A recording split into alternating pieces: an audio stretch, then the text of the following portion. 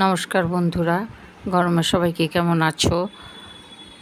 এই গরমে সবার মনটা হচ্ছে না যে পাহাড় করছি, কিন্তু সেই পাহাড়েই আমি আজ একটা গাছের সাথে পরিচয় করিয়ে দেব। তাই করানোর জন্য আমি আজকে এই ভিডিওটা বানালাম। দেখো, কিছুদিন আগে আমার মেয়ে বেড়াতে গেছিলো পাহাড়ে। জানো তো আমি গাছ খুব ভালোবাসি বা পছন্দ করি, ওই জন্যে আমার মেয়ে আমার জন্য গাছের এই ডালটি নিয়ে এসেছে। সমতল অঞ্চলে হবে কি না জানি না, চেষ্টা করব হওয়ার জন্য, হলে তোমাদের নিশ্চয়ই দেখাবো। গাছটির নাম হচ্ছে ম্যাগনোলিয়া লিলিফ্লোরা। পাহাড়ি অঞ্চলে গাছগুলো অনেক জায়গায় হয়, এই আসাম, জম্মু কাশ্মীর, তামিলনাড়ু। গাছটি উপকারিতাও খুব।